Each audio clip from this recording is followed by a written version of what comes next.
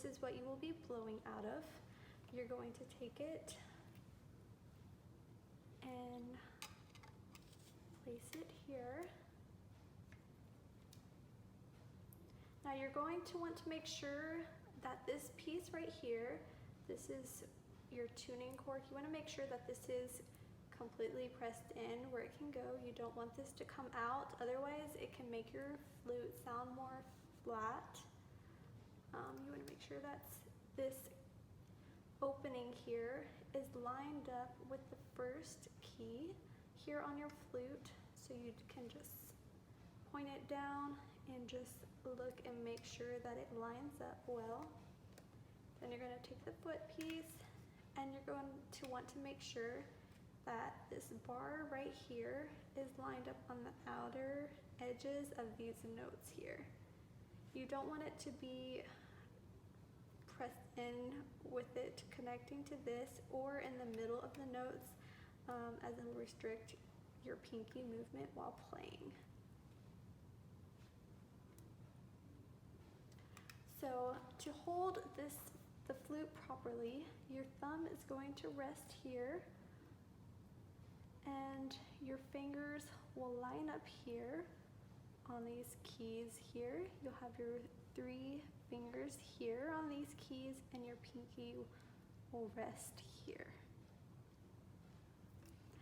It's always a good idea to make sure that you take your flute in probably once a year just to a music store, just so that they can check up, make sure that none of your pads have come loose, there's not any leaks in your flute. It's really important that you do it once a year just to make sure that everything is working properly. Okay, now we're going to go over how to clean your flute. So I know there's a lot of different types of cleaning rods that you can use for your flute. Most flutes do have a long metal rod with a rag that you'll use to clean your flutes. I do not have that one for this flute. I do just have this rod that I use. So usually I just clean it on either end. And then I know you can even leave this inside your flute. This is just all I have for this flute right now.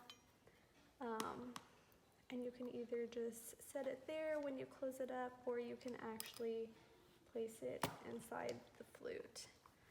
You can also take the rag just to kind of clean any parts of the flute as well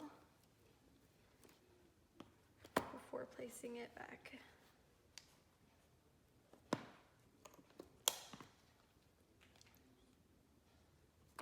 And also, this is the flute case. It has 2 snaps on it. You want to make sure that if you have an older case, you want to test out these snaps to make sure that they're not loose. Otherwise, if you're carrying it, it's possible that it may snap open and your flute will fall out. That has happened before, so you definitely want to make sure that you tighten the snaps on your flute case if any are loose. Now we're going to go over how to sit and position while playing the flute. So anytime you go to play the flute, you want to make sure to lift up your flute and move it around a little, just to make sure that you have enough space next to you and that you won't hit anyone else or any objects that will be next to you.